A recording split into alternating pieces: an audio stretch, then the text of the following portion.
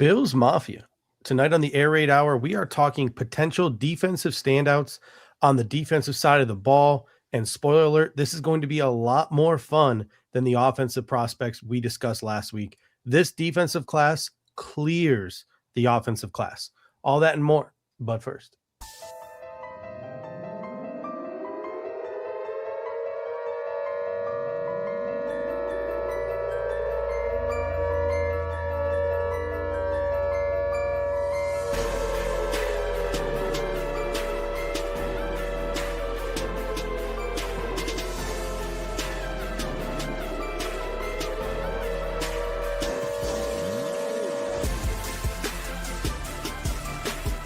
welcome to the Air Raid Hour, a Cover One Network podcast.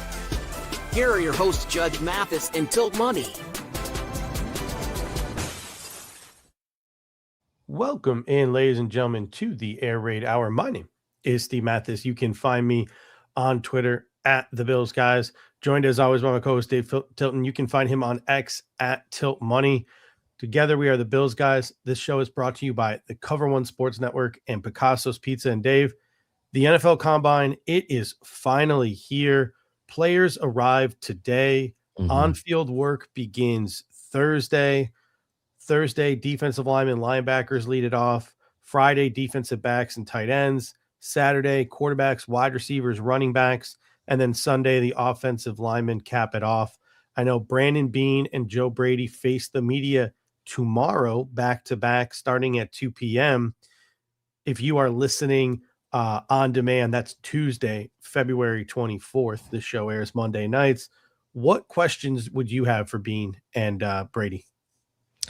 Well, the first question I would have, and it maybe not necessarily something that Joe Brady is going to give us a ton of insight into, or Brandon Beane, but I would want to be, hey, we've had the same defensive scheme for the last 8 whatever years under Sean McDermott. With the hiring of Jim Leonhard, he's obviously bringing a different kind of flavor to the defense schematically. And while, there are some semantics between some of the terminology in 4-3-3-4, and it's like not a seismic shift maybe, but like my question would be, what types of players archetype wise are we, and he's not going to necessarily give the answer, but like, are we going to see the Bills kind of looking at different types of players than what we've seen in the past on the defensive side of the ball as fits into this new Jim Leonhard defense?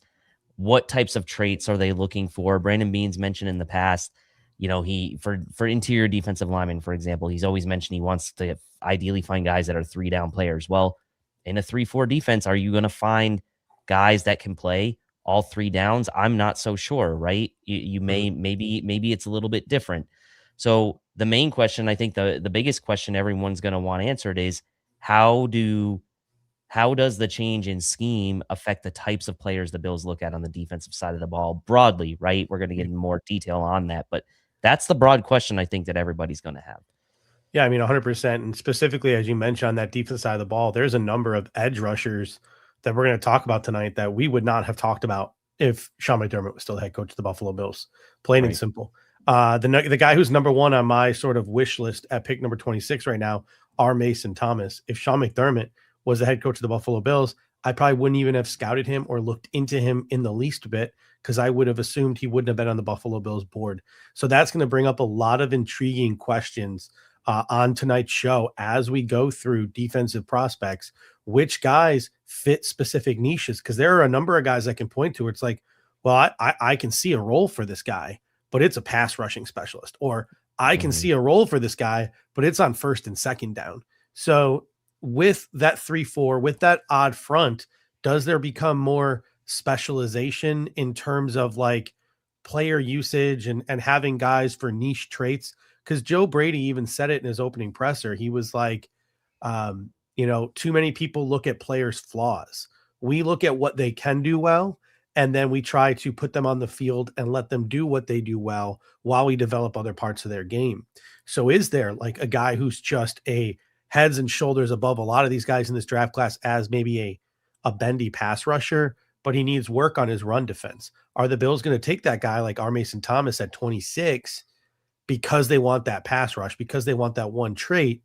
while they develop other aspects of his game in hopes of making him a 3-down player, like a Nick Bonito, who obviously a lot of people are going to want to comp our Mason Thomas to because of the helmet decal. Yeah, and it's interesting, especially now when you're like, okay, semantically, you're talking about 4 linebackers now instead of really the 2 that the Bills have traditionally started with that sort of base nickel defense that they played, with Milano and Bernard as the 2 guys there.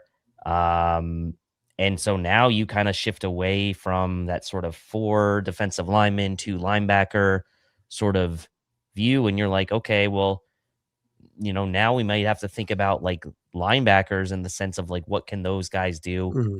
Doubling the sort of attention that we give to that position. And maybe it's like the defensive linemen now become less of the focal point as much as the linebackers and pure edge type players become more of the focal point, which to me is quite interesting because it's almost like a reversal of what we've kind of gone into every draft cycle on the last however many years we've been covering.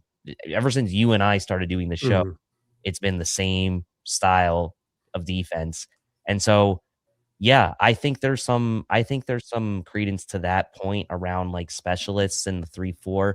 I think you obviously are looking for sort of quote 3-down player type guys, but I do think that with this type of defense, you probably are going to see a little bit more mixing and matching of personnel throughout the course of the down and distances that we have on defense. I don't think you're necessarily going to see the same personnel on the field every single snap, every single down, like we saw predominantly with Sean McDermott. And I'm not saying players. I'm just saying four down linemen, 2 linebackers. That was like kind of our bread and butter. You might see different types of things with this Jim Leonhard defense. So you are going to look for guys maybe that are a little bit more specialists.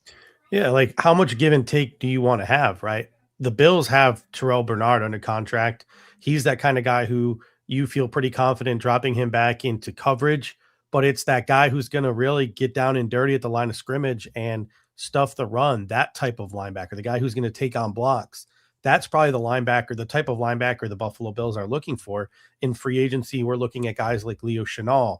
Tonight, we're going to talk about a guy named Jack Golday out of Cincinnati. Like, there are guys that fill that niche, but whether it's Chenal or whether it's Golday, there's a little give and take because they might not be the best guys dropping back into pass coverage. So what is that give and take as you maybe try to develop other aspects of guys' games? If they're a younger player, maybe not so much a free agent. So that'll be an interesting talking point as we go along tonight.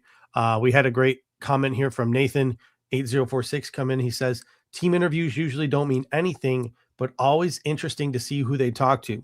100%, right? Because if they are talking to a player, you can gather that the Buffalo Bills are interested in said player. In the past, the Buffalo Bills have heavily promoted the fact that Kaiir Elam and Keon Coleman both essentially kind of sold them with their combine interviews.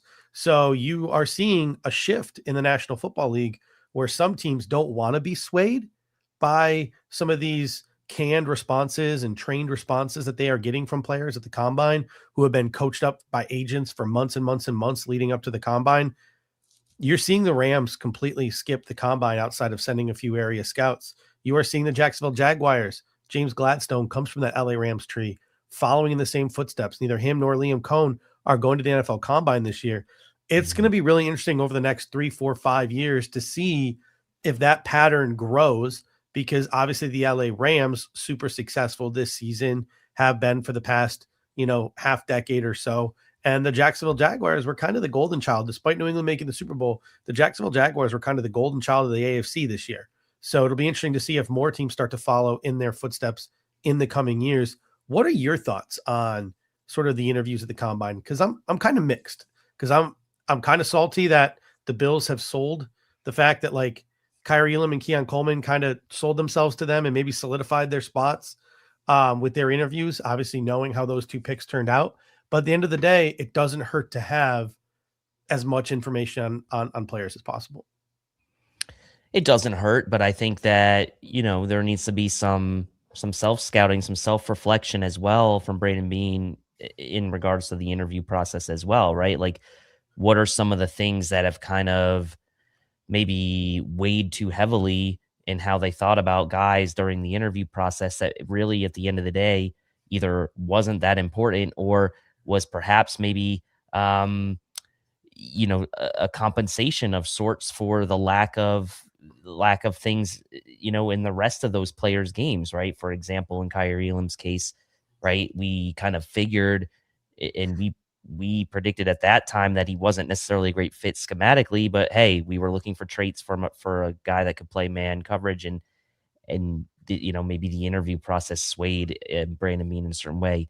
With Joe Brady now maybe being more involved in the interview process, maybe that changes things a bit. Maybe he looks for certain other things, but it does give you a little bit of pause to say, like, hey, like, it's not unusual now for the GM and the head coach to not necessarily do interview. Like, it's not like Brandon Beane and Joe Brady would be doing something that no one else around the NFL is doing. You mentioned like Liam Cohen and it is not going to be doing interviews in Indy. So it's like there's different formulas that can get you to the same answer. And I think it's whatever kind of works for that organization and how they want to approach it. I doubt at this stage that Brandon Beane and is going to change much in his approach when it comes to the interview process, but some tweaks certainly should be made. Yeah, and a great comment here from B-Rot's Tots 9126. He says, those interviews that they share are team propaganda. It makes a good story, but I have a doubt that the combine interview had a huge impact on their process. Yep, that's another take as well. Charles G comes in and says, eventually with players skipping workouts and GM skipping interviews, we can ditch the combine. Combine is a huge moneymaker for the National Football League. I don't think you're going to see that at any point in time, but I do think you might see some slight changes or tweaks to the way the combine is conducted if the Rams and Jaguars trend continues, if the players dropping out, that trend continues.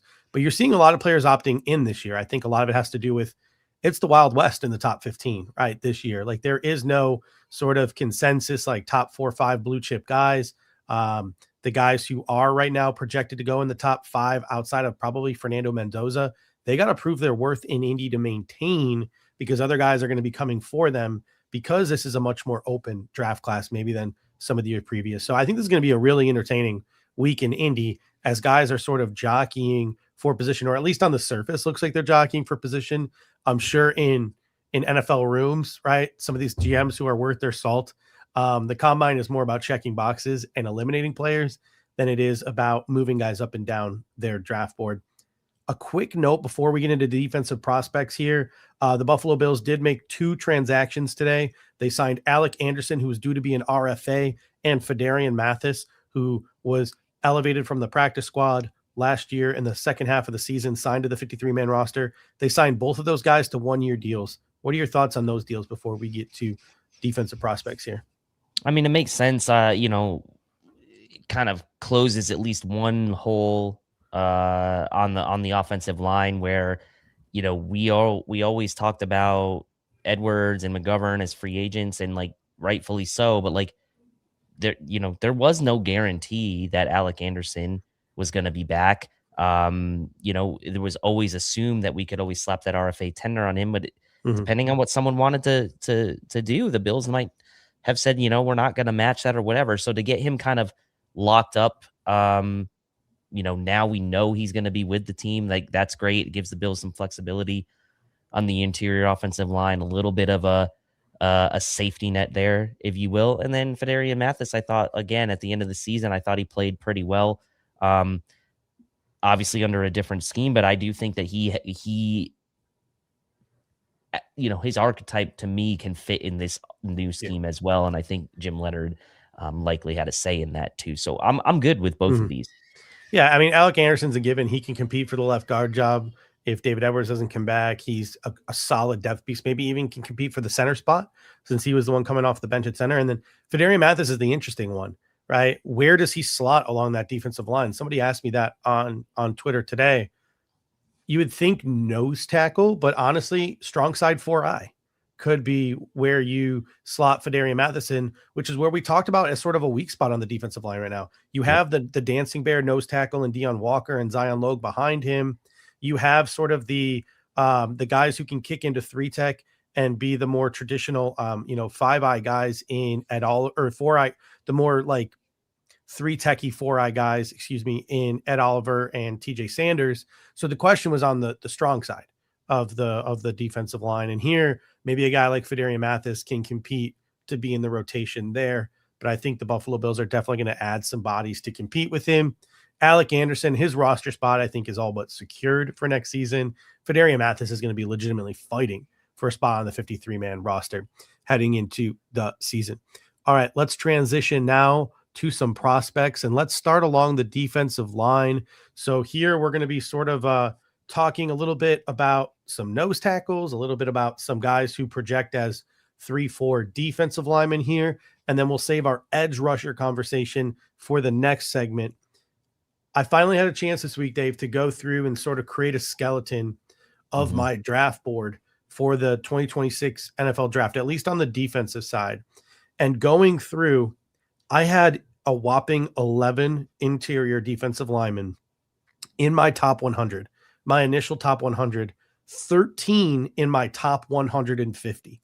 So there is some talent at the top half of this class in the first 2 days of this draft along the interior of the defensive line. Some of those guys maybe even could slink their way into day 3.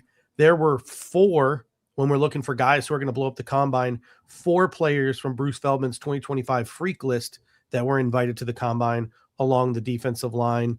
And there's just a lot of dancing bears and intriguing nose tackles in this class, which has got to get you really excited to see what they can do at the combine.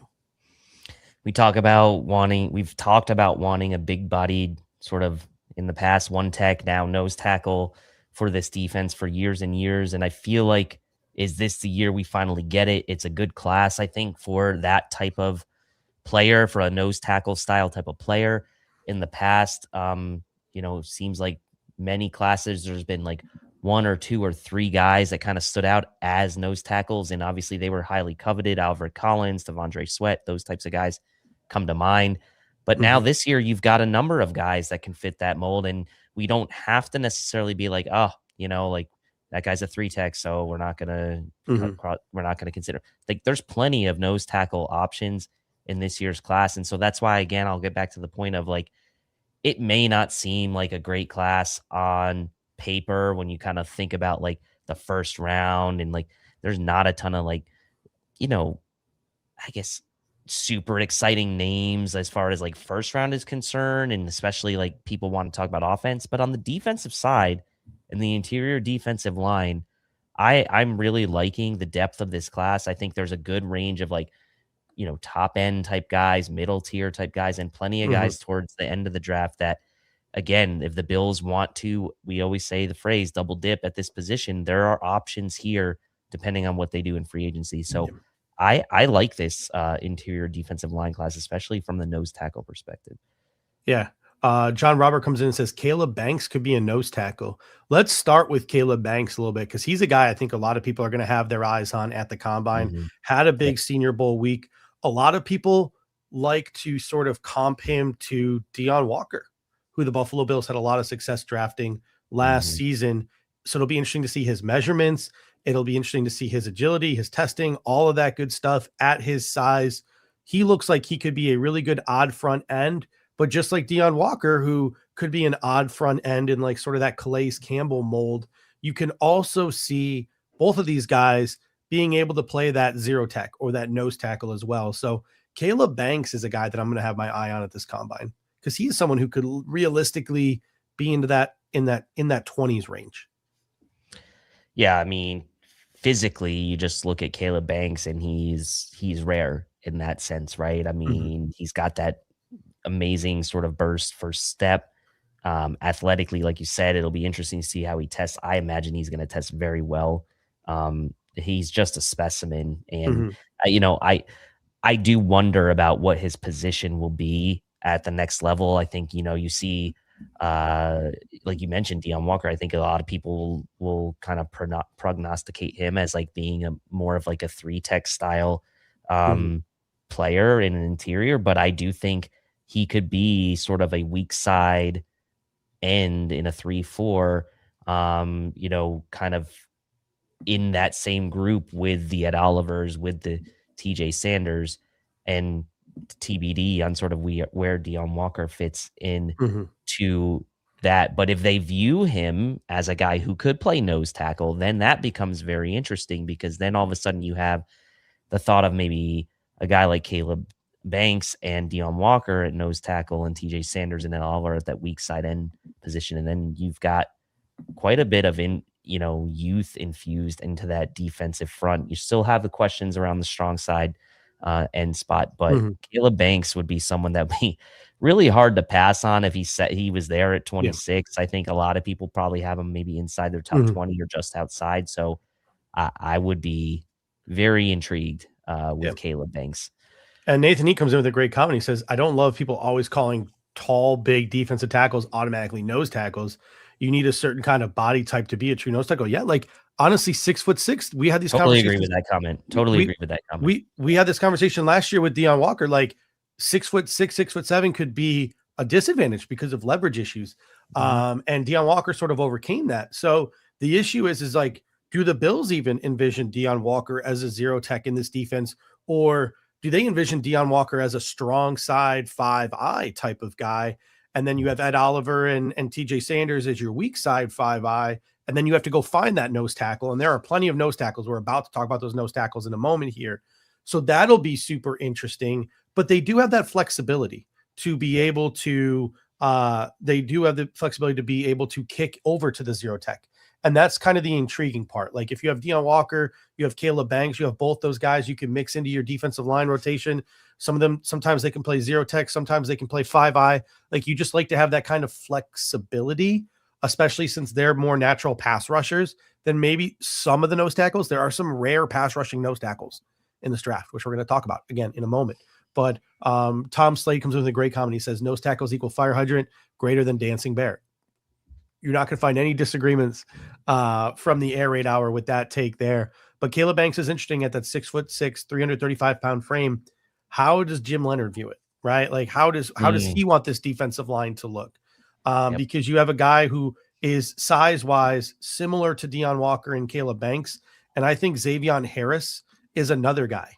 Do the Bills, whether it's Caleb Banks or whether it's Xavier Harris, because Xavier Harris, it'll be interesting to see his final measurements. But right now, he is reported to be, I don't know the arm length or anything, but Xavier Harris is reported to be 6'8", 330. So these two guys, the 6'6", 315 Caleb Banks, the 6'8", 330 Xavier Harris, these two guys, are they redundant? Excuse me, and I said 315 for Caleb Banks. I meant 335. I misread my notes there. Are these guys redundant? Just a small 20-pound error there. Are those guys redundant with Deon Walker, or can they flexibly play with Deon Walker? That's a question you have.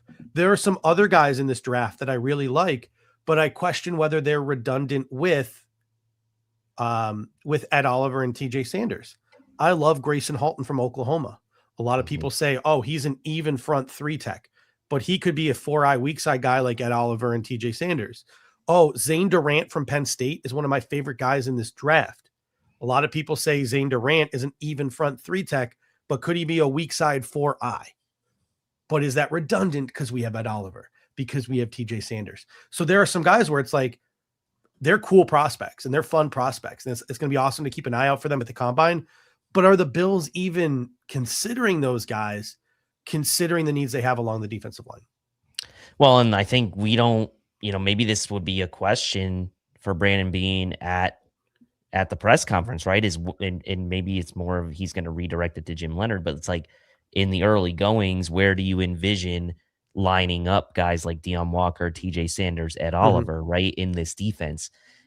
Because at the end of the day, if the vision is that really all three of those guys are weak side ends, or maybe Deon Walker is the strong side end, you still have this big hole at nose tackle, I think, that needs to be filled. And so I agree with you, especially on a guy like Zane Durant, right? Like, do you need a third weak side end in this front, no, you probably more so need a nose tackle Mhm. type of guy. So, yeah, I mean, again, it kind of gets back to my comment from before. Like, we've always talked about like a lot of three tech guys that we like in these prior drafts, and it's always been, well, it's a little bit redundant with Ed Oliver and so and so.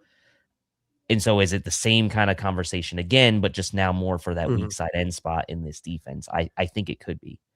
Yeah, and we got a couple of more guys that I think could be edge guys in this 34 odd front defense. I really like Christian Miller from Georgia as a 4-eye odd front guy. I have him in my top 75, and I really like Tyler Onedium from Texas A&M as an odd front end. So keep an eye out for those two as well. Just want to make sure I name drop those two guys. They're in Mhm. my top 100. But if we're looking again now, maybe towards nose tackles, and we didn't talk Mhm. about Peter Woods from Clemson either. To me, he's a 43 three front three tech. He's one of the bigger. He's probably the number one defense tackle on most people's boards. Yep. But if we are talking about pure nose tackles, right?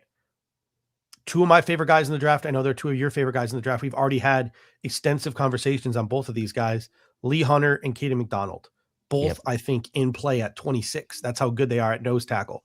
But then you have Dante Corleone, who's in my top 100, Daryl Mhm. Jackson Jr., who's in my top 100, Dominique Orange, Big Citrus, who's in my top 100. You have Nick Barrett out of South Carolina, who's just outside of my top 100 in my top 150. So you have, I just listed what, 1, 2, 3, 4, 5, 6 nose tackles Mhm. who the Buffalo Bills could legitimately take in the first 4 rounds of the draft in different spots. Yeah, I mean, Caden McDonald tops the list for me right now in the early Mhm. goings.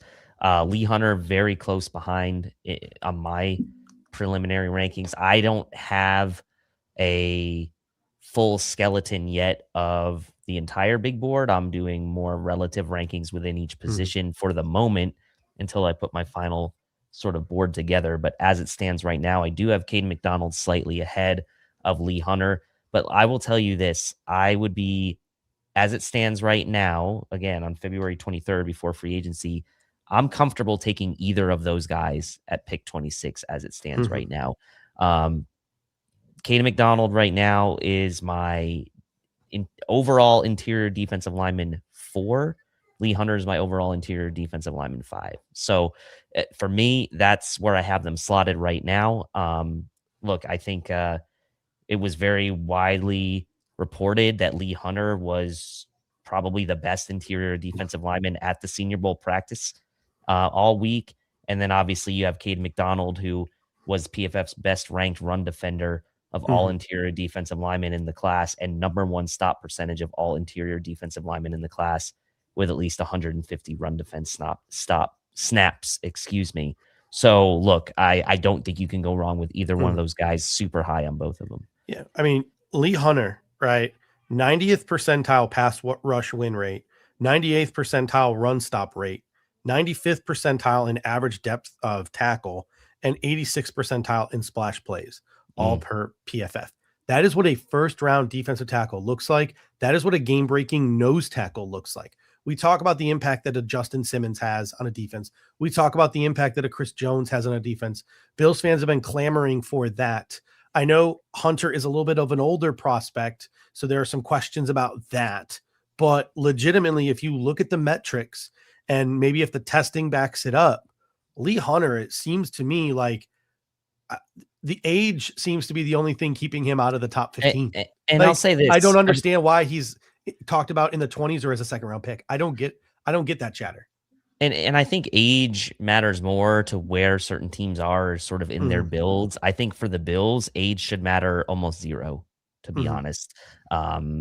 When you have like this new coaching staff coming in, you have Josh Allen now headed towards the back nine of his, career and maybe sort of towards like the next, just couple years of mhm. really truly being in his prime. I'm not saying he's, declining or anything like that. Age should be less of a factor for the Bills when drafting, in my Mhm. opinion.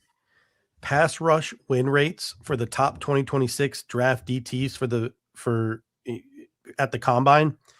Christian Miller, who I mentioned earlier, I like as an odd man, 4i, 11.9%. Lee Hunter, 11.8%. Caleb Banks in 2024, 11.2%. Grayson Halton, 10.4%. Peter Woods, 8.1%. Dominique Orange, Big Citrus, 6.9%. Daryl Jackson Jr., 5.8%. Of the top 7 guys, 1, 2, 3 of them are pure nose tackles in pass rush win rate. That's pretty rare to see that many pure nose tackles.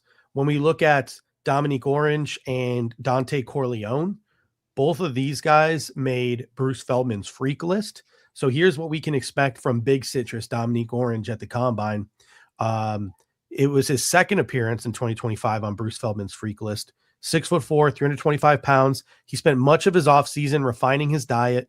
He benched 450 pounds, squatted 650, and cleaned 365. He also vertically jumped 34 inches. That's disgusting for a guy the size of Dominique Orange. And then you have Dante Corleone, the Godfather, a guy who I've been wanting to declare for the draft since his redshirt sophomore year, but he has decided to stay in college year after year after year. And the interesting thing for Corleone that you're going to have to consider at the Combine is he refused to weigh in at the Shrine Game. And some people projected that he was maybe up to around 360 pounds. So that's going to be really interesting to see what the weight of Dante Corleone is, the Godfather is, at the Combine. He made Bruce Feldman's freak list 3 times over the course of his collegiate career, listed at 6 foot. So he's shorter, squattier, fire hydrant, right? 336 pounds. He bench pressed 485 pounds last summer, squatted 615, and can do the sumo deadlift at 585. Despite his massive body, Corleone has very nimble feet. This offseason, he clocked a 171 10-yard split, which would have been 3rd fastest among defensive tackles at last year's Combine. His 7.44 second 3-cone drill also would have been 3rd fastest at the Combine in his position group. So this is a dancing bear and a fire hydrant in one in Dante Corleone.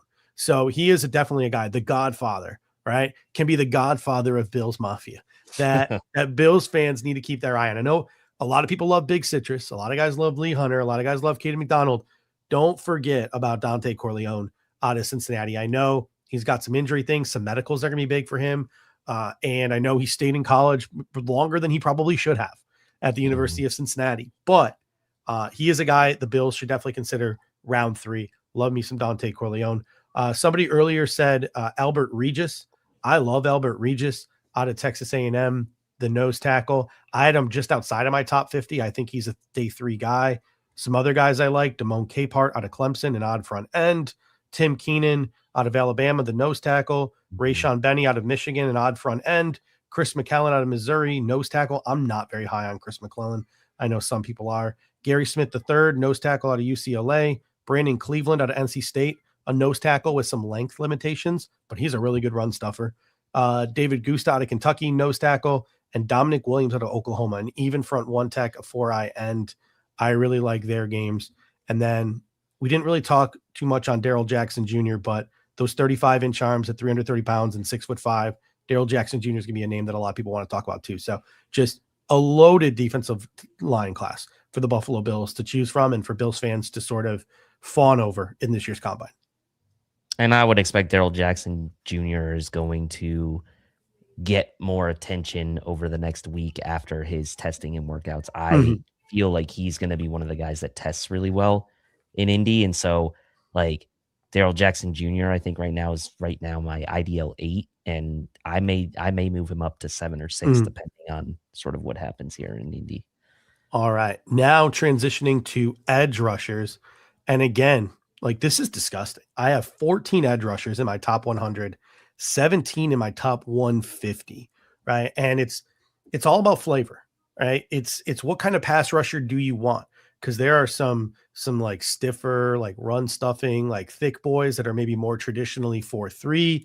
There are the higher end of the class guys in Bailey and Beane with the length question mark. There are the bendier edge rushers in Armation Thomas and Cassius Howell with the length questions. Then you got Meador and Malachi Lawrence and Zion Young and Gabe Jacas and Derek Moore and TJ Parker and Joshua. Like the list goes on. There are so many guys that we have a chance to talk about here. 4 were mentioned in Bruce Feldman's 2025 freak list. Length is going to be a big question for a lot of these guys that they need to answer. And a lot of guys are going to have to prove in Indy that their measurables outside of length and their testing and their movement outside of length can get them drafted higher than maybe people with their length typically get drafted, because there are a lot of guys who don't have great length, but have great tape in this class.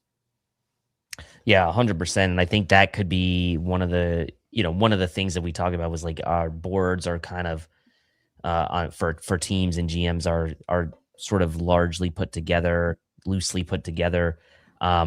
Could those types of things, all things equal, start to move guys slightly up and down based on that length, right? If a guy's got good lacking in that length department and then doesn't also test well, that may be a cause for concern potentially. Obviously, you put on the tape and you go back a few years, Javon Solomon fell into this exact category on the edge, right? Didn't have the length, had the shorter arms, but had the production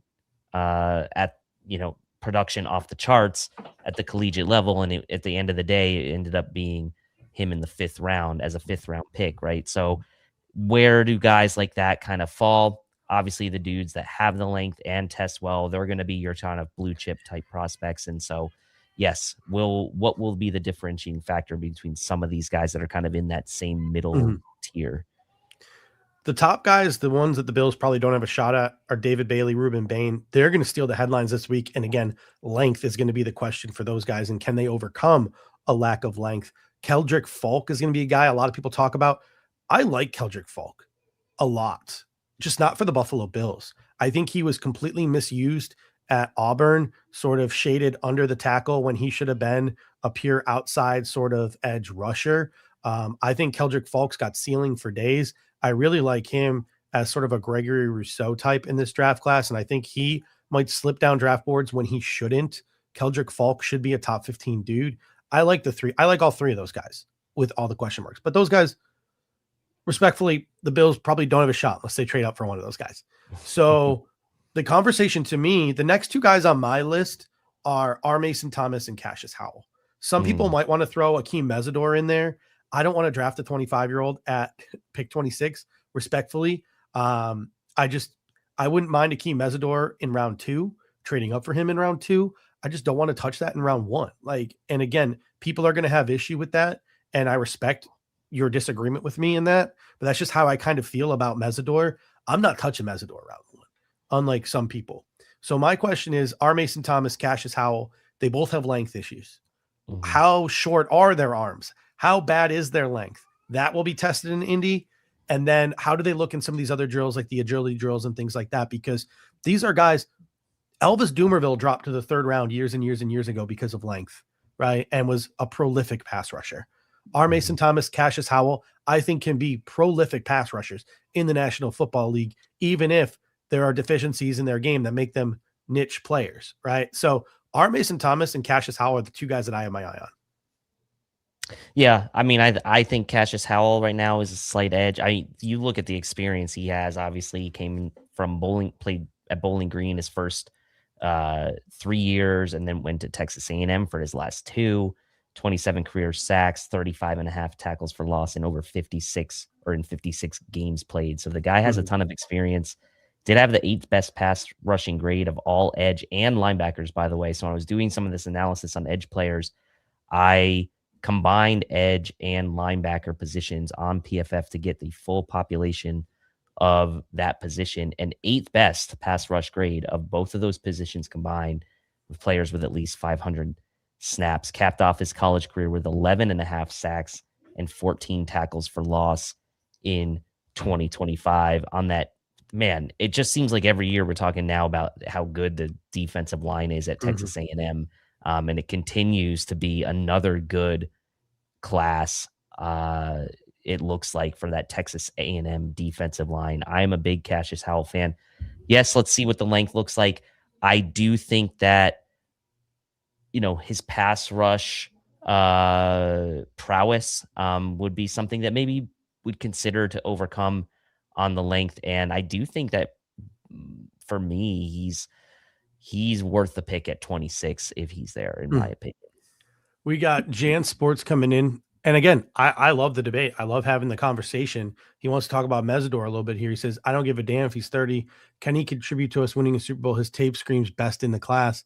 I think it's easy for the tape, respectfully, I think it's easy for the tape to scream best in the class when you are a 25-year-old going up against 18, 19, 20-year-olds, and he didn't have his breakout year until age 25. That's concerning to me, right? So if in the second or the third round, the Bills wanted to take a chance on that, that's great. I will be totally comfortable with that risk because you're right. The tape is impressive. But to me, in the first round, that's a little bit scary for those reasons. But that's why they pay guys like Brandon Beane the big bucks to make those decisions and to take those chances. Because to me, I'd be too chicken shit to make that move. Like there are some people who maybe are more ballsy than me and they would make that move. For one, I am too chicken shit. I love our Mason Thomas. Brandon Beane.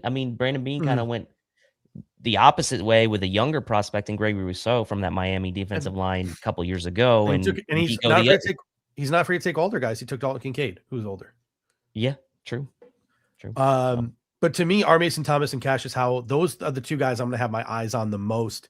They are the two guys at 26 that I really have my eyes on. But then you look past that, Malachi Lawrence, Akeem Meador, who we just mentioned, Zion Young, Gabe Jacas, Derek Moore, TJ Parker, Joshua Joseph. Like, it's pick your flavor here. I'm concerned that Zion Young and TJ Parker are maybe more 4-3 edges than an odd front edge. So there are those concerns there. I'm going to have to watch their agility and things like that and dig in a little deeper on those guys over the next couple of weeks, because those are initial concerns.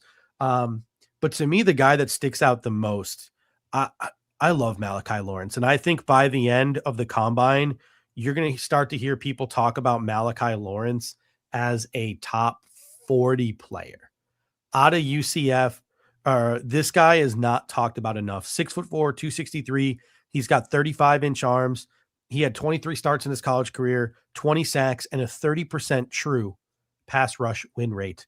I shared this other statistic with you. Again, it's cherry picking some stats, and I've shared this on the show before, but the only Power 4 edge rushers since 2015 with a sack rate above 4% and a win rate in true pass rush sets above 33% in at least one college season: David Bailey, who's going to be a top 10 pick, Chase Young, Nick Benito, Letty Latu, Nick Herbig, Nick Bosa, Abdul Carter, Josh Hines Allen, and then Malachi Lawrence and Derek Moore out of Michigan, two guys who I have here in my top 75 as early second, third round consideration guys. So whether it's Derek Moore or Malachi Lawrence, I love those two guys. I'm going to have my eyes on those guys. And I'm going to have my eye on Gabe Jacas as well. His defensive line coach is now the Bills defensive line coach. And I got some more to say on Jacas, but I want to let you talk about some of these guys in this sort of tier here. Yeah, Lawrence is interesting to me.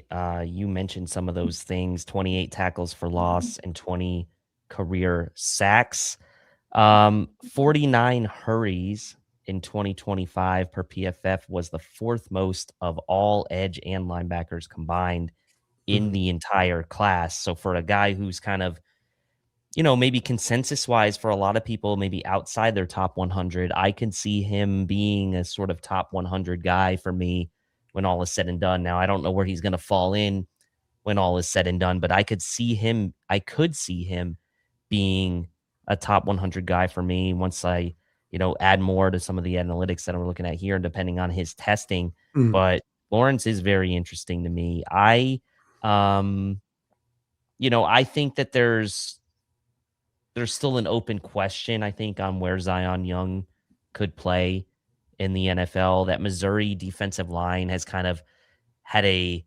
hodgepodge of different types of edge players come into the NFL over the years. And so it's been a little bit of everything from that Missouri defense. So I could see Zion Young being a guy that maybe could work in this Bills defense. 17 quarterback hits per PFF last year was the second most in the class of all edge and linebackers combined, with at least 500 snaps. So he's able to get to the quarterback, which we know has been such a problem for the Bills in the big moments. So yeah, I still am kind of not writing off Zion Young as not a fit yet, but I do want to see some of the things he does in the agility drills for sure.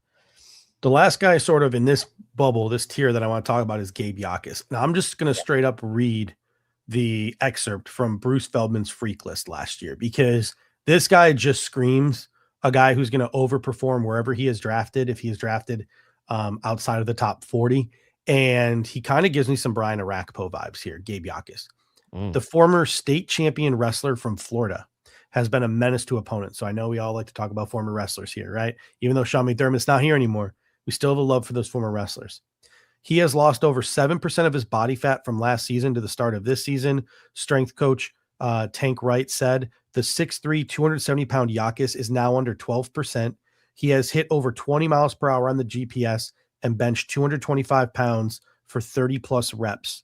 And this is another comment from Tank Wright, another quote from Tank Wright, the strength coach at the University of Illinois.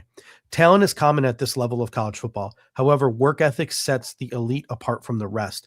And Gabe Jacas is the definition of work ethic and dedication, Wright said. Football has become his lifestyle. From early morning workouts to late afternoon workouts, he has embraced every aspect of a relentless mindset to achieve high goals. I think Jacas is one of those guys who behind the scenes is going to win the interviews. And I think on the field, he is going to win a lot of the measurable stuff.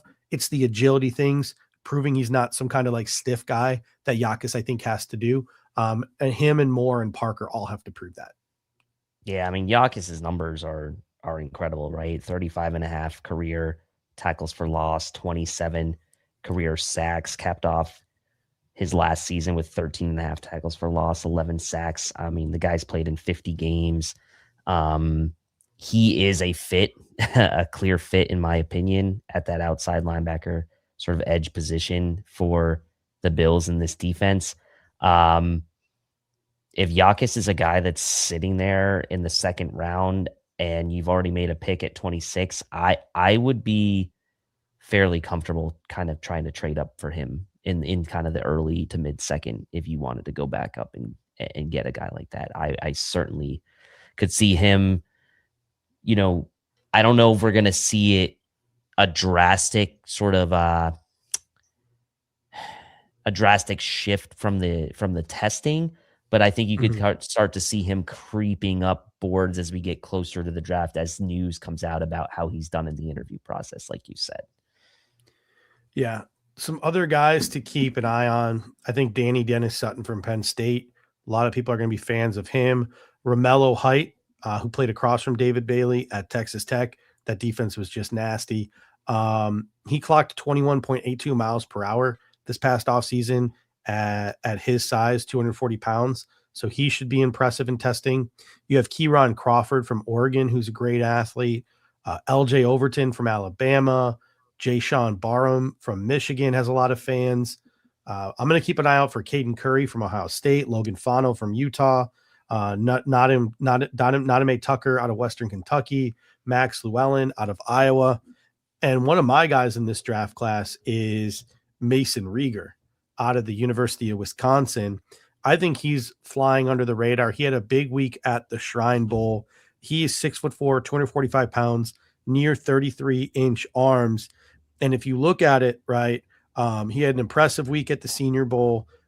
He had 3 sacks and 1 forced fumble to be the MVP of that game. He ranked top 5 in the Big Ten in total pressures. He is a guy who really developed over his time at the University of Wisconsin. And he kind of reminds me, we were talking on a previous show, oh my gosh, why am I blanking on this guy's name again? Nick Herbig, right? He reminds me really a lot about Nick Herbig out of who also came out of Wisconsin, who plays for the Pittsburgh Steelers and has had success as a pass rush specialist. So I'm really big on Mason Reiger, and I want to see how long he stays a secret in this draft class, and hopefully he stays a late day 3 guy.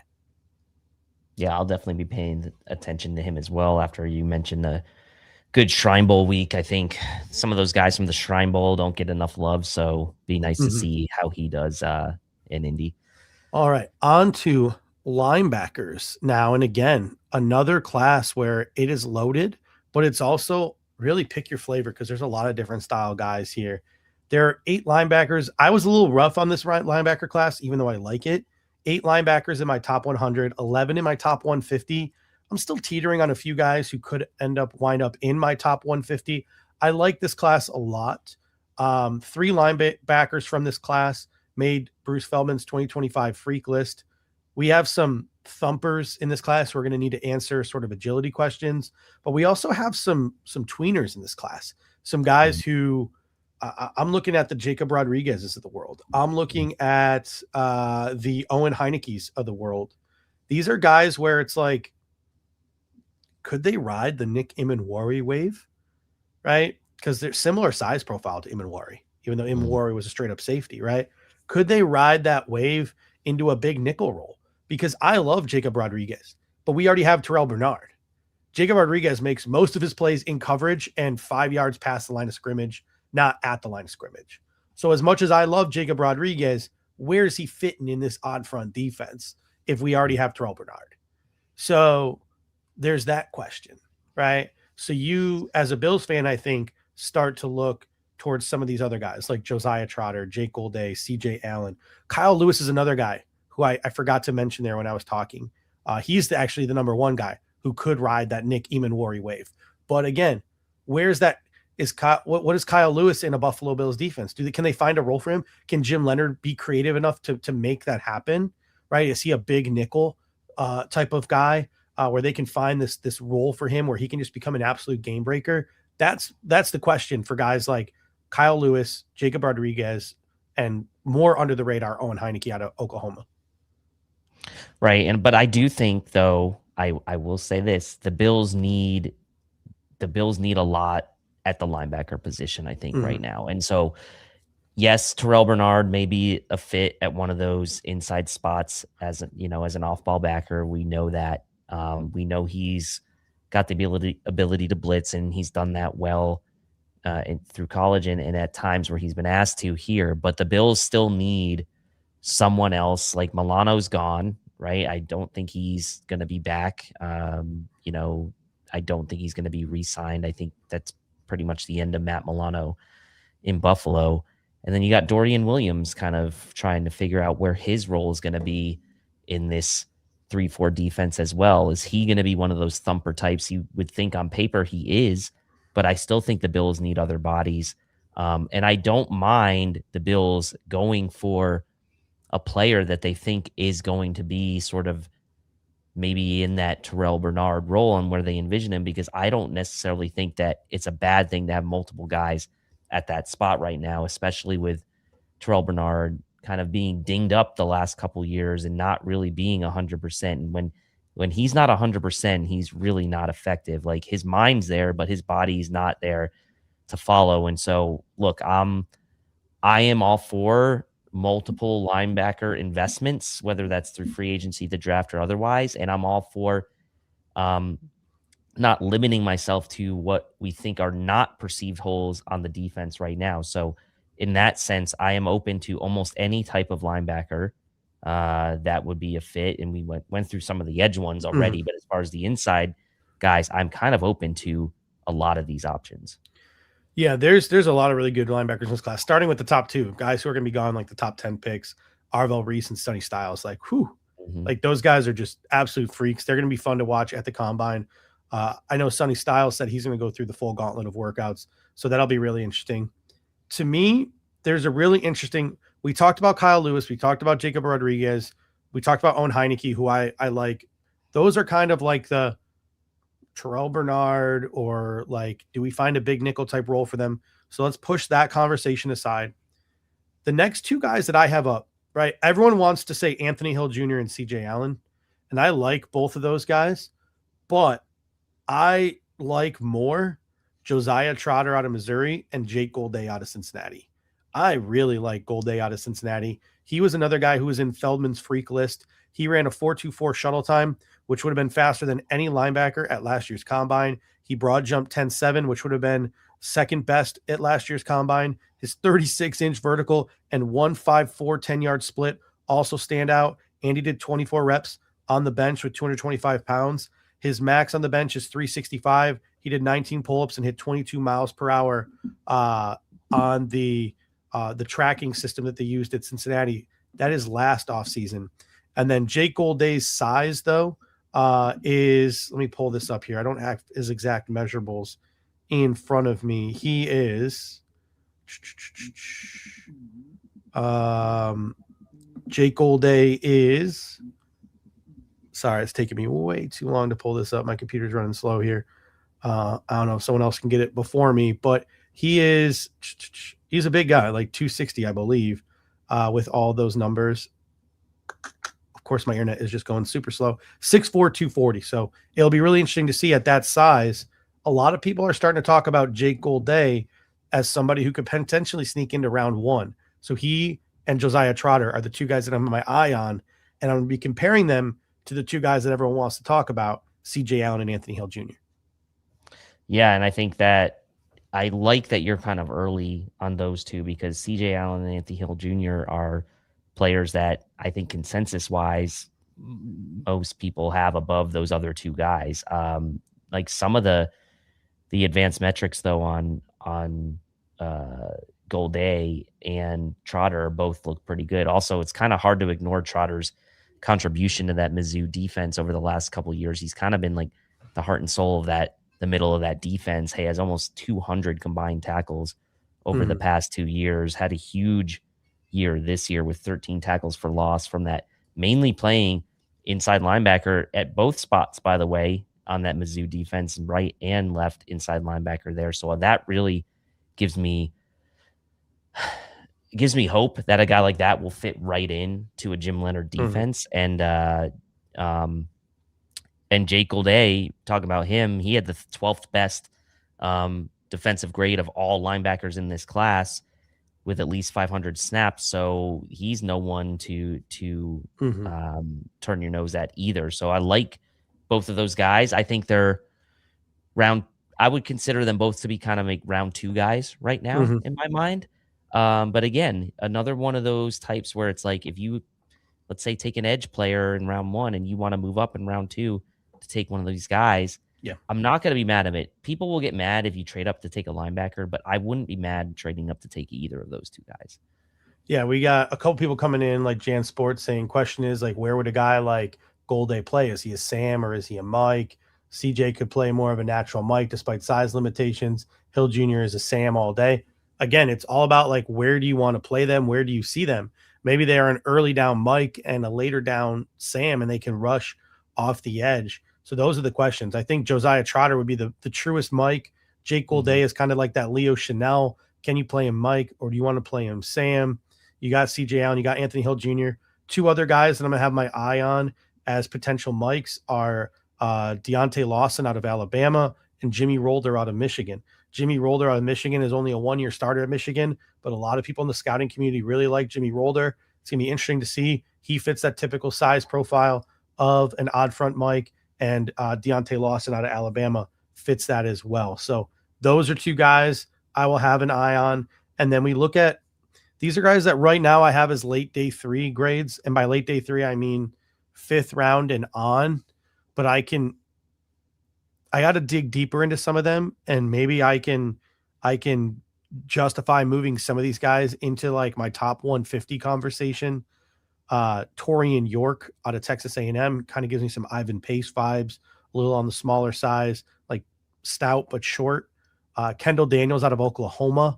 Again, we have the cornerbacks coach from Oklahoma, so he's going to have a good vibe on all of these Oklahoma defenders. Heineke I like. Kendall Daniels I like. Red Murdoch out of Buffalo. Not going to give you so much in pass coverage, but you know what you're going to get out of him at the line of scrimmage. 17 forced fumbles, right? So he is a guy that you should keep an eye on. You got Justin Jefferson out of Alabama, Aiden Fisher out of Indiana, Bryce Botcher out of Oregon, Harold Perkins Jr. out of LSU, Caleb Elam Orr out of TCU, Keyshawn Elliott out of ASU, Jack Kelly out of BYU, Eric Gentry out of USC. Like, there's a lot of dudes. Some people might want to talk about like Lander Barton from Utah. There's just so many linebackers to have a conversation about, and a lot of different flavors to choose from. It's all about, like, where does Jim Leonhard see these guys fitting? Yeah, that's exactly the conversation. How about a guy like Shad Banks, who transferred from TCU to UTSA for his last year, 94 tackles. He's 6'1", 230. Is he a guy that could maybe fill one of those inside backer roles? I think he's an interesting name to keep an eye on. Not a lot of consensus on him as far as consistency in rankings, but he's a name I'm going to be keeping an eye on, although I don't think he's been invited to the combine. So just to name him. Yeah, I didn't have him on my list here, so I haven't even gotten to him. I haven't even gotten to most of the non-combine invites yet. So so all my list here is guys who have been invited to the combine. All right, let's transition now from linebacker to secondary. And the reason why I'm saying secondary and not cornerback is because we're just going to lump these two position groups together, cornerback and safety, because I really haven't done much of any work on the corners yet. I know the Buffalo Bills have a need for a third cornerback, and you could even talk about the need for developing a nickel behind Taron Johnson to talk about the future. So the Bills certainly have a need at corner, and I'm going to get to corner, but I haven't really gotten to cornerbacks yet. I do like the nickel guys, Keontae Scott, D'Angelo Pons. D'Angelo Pons is pound for pound one of the better players in this draft. If he was bigger, I think he'd be a top 15 pick in this draft, especially given the impact that Devin Witherspoon had in a similar role in the Super Bowl. Obviously, Pons is smaller than Devin Witherspoon, but very similar, just type of pound for pound player. Keontae Scott, we're going to have a conversation about in a moment, because I think he could possibly play safety. Some corners that I like: TJ Hall out of Iowa, Zeke Massis out of Cal, Charles Deming out of Stephen F. Austin, Julian Neal out of Arkansas, Avery Smith and Andre Fuller out of Toledo. That's all I've gotten to. Some maybe day 3 corners, maybe some of those guys sneak into day 2, but those are the corners that I like, and I'm going to start getting into the corners more as they progress. But when we talk about safeties, dude, I have 10 safeties in my top 100, 12 in my top 150, and it might end up being 14, 15 by the time I'm done sort of working my way through the depth of this safety class. Only one made Bruce Feldman's freak list, and that's to be expected, right? You don't need to test off the charts as a safety. We saw that with our guy who I'm blanking so much. Who's the guy from Miami who went to the Rams? Kinchins? Yes, Cam Kinchins. Like, don't overthink it, right? Do not overthink it. Even Kyle Hamilton a few years ago. Don't overthink it, right? Like, even if they don't test the best, you can still take these safeties. They're going to be good. Xavier Watts, don't overthink it, right? If they're good, they are good. But at the end of the day, you also, I think a lot of these GMs are going to have Nicky Manwari fresh on their minds and the way he tested off the charts. And there are 2 safeties after Caleb Downs, who's probably going to go in the top 10, right? In Emmanuel McNeil-Warren out of Toledo and Dylan Thiemann out of Oregon. If one of those 2 guys legitimately tests off the charts, they might not even be on the board at 26 when the Bills go to pick. I think you could see 2, possibly 3 safeties taken in the first round this year. Yeah, I agree. Like EMW is he's in the early runnings as being no matter what safety for me. Look, I know that there are going to be questions about him and whether or not he's a true complement to Cole Bishop. But man, this guy, he can cover. Like if you put on these Toledo games, the guy can cover. He had the top PFF coverage grade of all safeties in the draft class, just under 50 games played in his career at Toledo. He only has 5 career interceptions, but again, he can cover. He knows how to play the game. He's a high IQ player. One of my favorite guys in this draft. I think he's like right inside that top 30, top 25-ish range for me right now. He's my number 2 safety on the board behind Downs. So for me, EMW, he's right there in play. And then you mentioned Dylan Thiemann. He's my number 3 safety as it stands right now. Purdue, for his first 2 seasons, had those 6 interceptions in 2023 before transferring to Oregon, and played there in 2025. Second best coverage grade of all safeties in the class, right behind EMW. So love both of those guys. I'm going to hear arguments, I'm sure, from people that they're not going to be true fits for what the Bills need. But again, like you said, these guys are good. They're good players. Like, you don't need to overthink it with either of those guys. Especially like if you're talking about split safeties, right? Like Cole Bishop can drop back into coverage. He doesn't have to be down in the box all the time. So those guys definitely fit the bill. Like I have 4 guys in my top 40: Caleb Downs, Dylan Thiemann, Emmanuel McNeil-Warren, Keontae Scott, who's also a nickel corner out of Miami, right? I think he can play both.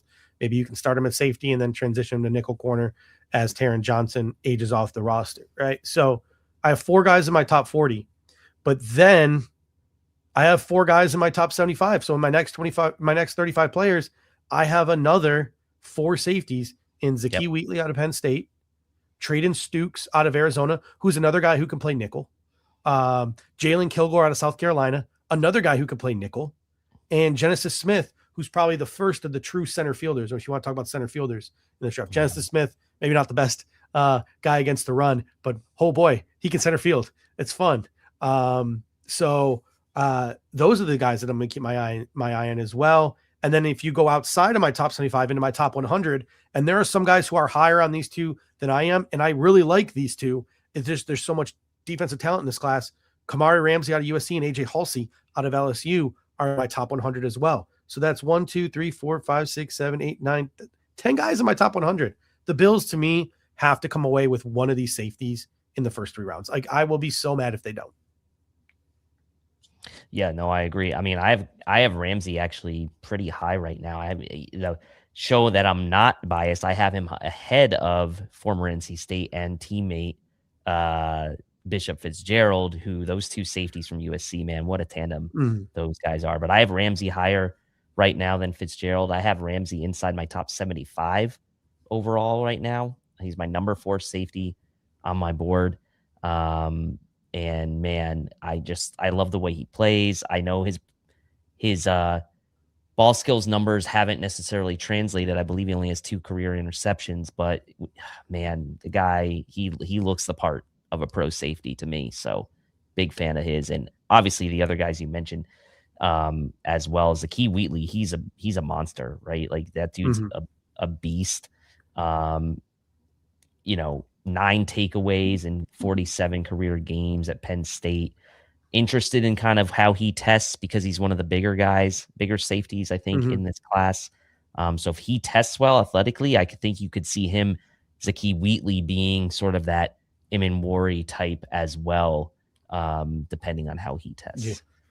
And then Genesis Smith, like I get a lot of pushback on Genesis Smith because, again, he's not very stout against the run, but look at all the success that Kalen Bullock, who was my guy a couple of years ago out of USC, and what he's done center fielding for the Houston Texans. Yep. That would look really good next to Cole Bishop. So I'm a big Genesis Smith guy as well. I'll be pounding the table for a guy like Genesis Smith.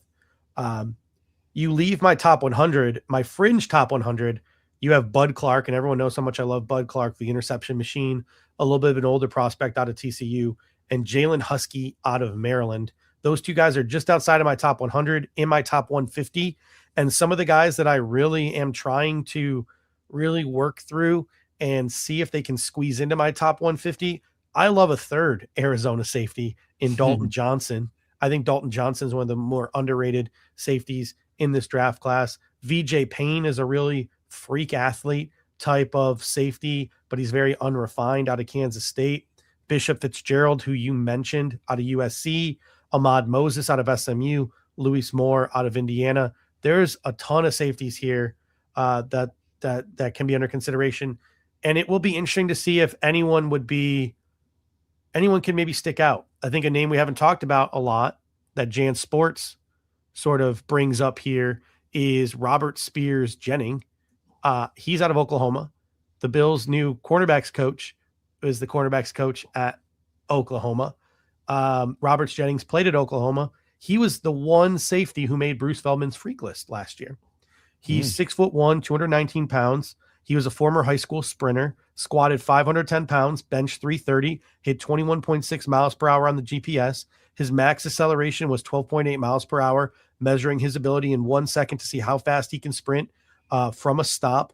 He had a propulsion force measurement that was 3.4 times his body weight in the vertical jump, which is exceptional according to their training staff. So if you're looking for the freak athlete at safety, that guy is Robert Spears Jennings, who I still have a late day 3 grade on, but who knows, right? The more I dig into him, maybe the more he could rise. I haven't had a chance to look at Deshaun Singleton. I know who knows some people like Jacoby Thomas out of Miami, who I know some people like. Xavier Nwankpa out of Iowa, who I know some people like, Lorenzo Styles Jr. out of Ohio State, and Michael Taffy out of Texas. So there's a lot of names here at the safety position. I really keyed on those first 10 to 12 guys, but there are other guys, especially if the Bills are looking to double dip to add depth at the position, that they could if they really wanted to in this draft class. Yeah, I'm glad you mentioned Moore. He had the 6 interceptions in 2025, obviously for the national champs there. I think that means something, right? Playing on a team like that kind of ascended over the last couple years, and him being a key part of that. I have him just inside my top 10 safeties at the moment. I actually have him just ahead of Deshaun Singleton from Nebraska. So be interesting to see as I get into a little bit more depth on each of these guys, sort of right around those top 10, 12 names, if guys can jockey a bit. But it is nice knowing that it's a good 12 to 15 names deep that I already feel comfortable with in this class at safety. And again, it seems like a foregone conclusion that the Bills are going to cut Taylor Rapp. Jordan Poyer's, he's not coming back again, most likely, I don't think. And, it's just Cole Bishop. It's just Cole Bishop. And then what of Jordan Hancock, right? And so it's like, so you need Wande Owens. Yeah, there you go. So this is like linebacker to me in a way. And like, that's where it's going to be interesting. Like, as we talk about linebacker, we talk about safety, like these hybrid type of guys, like will Jim Leonhard kind of introduce some of that? He didn't really do that so much in Denver, right? Like he brought in like a true box type of guy in Hufanga. They brought in a true box type of guy in Hufanga last year in Denver to really come in and play around the box and stop the run. And then they had guys like PJ Locke and Brandon Stevens, or Brandon Jones, excuse me. I always keep calling him Brandon Stevens, playing the back end there for Denver. So Denver safeties, if you look at it, were not super versatile. If you think about it, they were very much like box versus deep type guys. So not to say that's what's going to be the case here, but if you kind of look at Denver stylistically, they very much had defined roles for their safeties back there. All right. That should just about do it for this evening. That was fun. Got to walk through all of the various different prospects to keep an eye out for on the defensive side of the ball. Hopefully, right, having watched this show, you're now just a little bit more prepared for this combine coverage that you are going to see this week in Indianapolis. Dave, any final thoughts before we head out of here this evening? It's a good defensive class, I think. Very good. I think that, again, everyone wants to talk offense broadly, right, in the national media. And for a lot of Bills fans too, we still want to talk about offense because receivers still a need, offensive line potentially still a need, and that makes sense. That's what we covered those positions last week. But defense, I think, is the name of the game for the Bills in this draft, like it was a year ago, sadly, with those picks that they made in the first 4 picks, 4 of those picks. And so it's going to be defense again, I think, for the Bills with this new scheme, and we need it, right? And I'm going to sound like a real sicko here, right? But like, if the Bills decided to spend most of their free agent money and allocate most of their resources to retaining Connor McGovern, finding a stopgap left guard to compete with some of our young guys, making a trade for or spending some money in the free agent market, and then call it a day on offense and drafted only defensive players in this draft, I would be content because that's how much I like the defensive talent in this draft. Do I like some of the receivers? Of course I do. Right? Do I like a lot of the interior offensive line prospects? Of course I do. I have not looked at the quarterbacks, but I heard they're gross and disgusting and you don't want to watch them. Do I like a couple of the running backs up top? Sure. Jeremiah Love might be like the best player in this draft. The rest of them, for the most part, are gross and disgusting. Tight end. There's a lot of receiving tight ends, not a lot of inline blocking tight ends. So I've not really looked at too much of the offensive class outside of wide receiver, interior offensive line. Heard it's mostly gross and disgusting.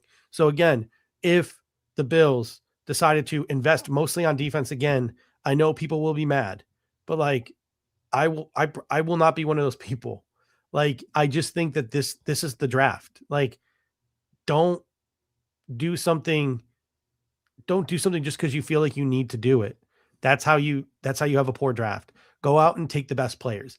And legitimately, most rounds, the best player on the board will probably be a defensive player for the most part. There are exceptions, right? Like there are exceptions. And we'll have those conversations as we get to each round. But as I'm stacking my board, dude, like every round, I'm like, I like the defensive players in this round more than I like the offensive players. Like I just do. So again, if the Buffalo Bills make that decision, I'm just not going to be mad. Like, and if they do take offensive players, cool. But if they take majority offense,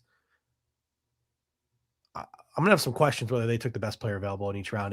If a majority of the players they take in the draft are offensive players. Well, maybe unless they go out and they sign unless they load up on they go out and sign Leo Chanel and Alex Singleton. But even then, they'd still be passing on, in my opinion, a better player in most. I agree. I mean, I think the way free agency is setting up, the way the trade market potentially looks like, if the Bills re-sign Connor McGovern, right? Shore up that interior offensive line. You got Alec Anderson back already. Like you can kind of do that. They go out and I don't know, maybe they trade for Chris Olave. Maybe they sign a Rashid Shaheed. Like they are 1 to 3 pieces of maybe like what I'll call material gaps on offense. They are several material gaps on defense. So I agree with you. I think it mostly should be defense. I think it's frustrating because it feels like we keep investing in the defense over and over again every single year, and we're not getting the dividends. And we hope now that Jim Leonhard is the Goldilocks who's figures this out for us. You still have Brandon Beane kind of calling the shots as the GM, but I think it's an exciting time for the draft if you're a Bills fan from a defensive standpoint, because you probably are going to see different types of players drafted than you've seen in the past. But I'm looking at just specifically for pick 26. If for whatever reason these guys are on the board, Cardinal Tate, Jordan Tyson, Mekhi Lemon, I would take any of those guys in an instant in the first round from the Buffalo Bills. Yep. Omar Cooper Jr. is my next wide receiver on the board. I would take him in an instant. Casey Concepcion, I would take him in an instant. For Cooper Jr. and Concepcion, I would question whether there's probably a better defensive player on the board, but I'll get it if they go wide receiver because you got to give Josh Allen those weapons. I'm all the way out on the first round with Denzel Boston. So there's 6 wide receivers, 2 that would likely be on the board that I would consider at 26. And then there are some guards. Like I like Ione out of Penn State. I like Basantis out of Texas A&M. Pregnon out of Oregon as well. But in terms of Ione and Basantis, like those guys, I wouldn't not consider at pick 26, despite the fact that really guard isn't the highest value position. But I think those guys are both fringe first. Actually, Ione is probably a top 15 player in this draft class. He's really good at guard. So if he's on the board at 26 for some odd reason, and we haven't re-signed David Edwards and signed a stopgap guy, that's pretty tempting, even though he's a guard. But even Basantis, I think, is a top 40 guy. So you can consider him at pick 26. So there's literally 6 guys like on offense, 4 realistic guys on offense that I would consider at pick 26, because 3 of those guys aren't going to be on the board. Whereas there's probably almost a dozen guys on defense that I could have a conversation about at pick 26 right now. Like it's just night and day difference, in my opinion. And I think the question becomes is like, how much of a drop off is there going to be if you go out and you have to like start Alec Anderson at left guard, and what are you sacrificing if you then take like a Basantis by doing that, right? To your defense? I think it becomes the question to me. Yeah, 100%. All right. If you are looking to support the show, there are 3 ways you can do it. First, and the easiest way, right? The entry level into dipping your toes into supporting the Air Raid Hour is just smashing that like button. We would really appreciate that. It goes a long way, helps us with the algorithm. Again, we don't like those clickbait headlines.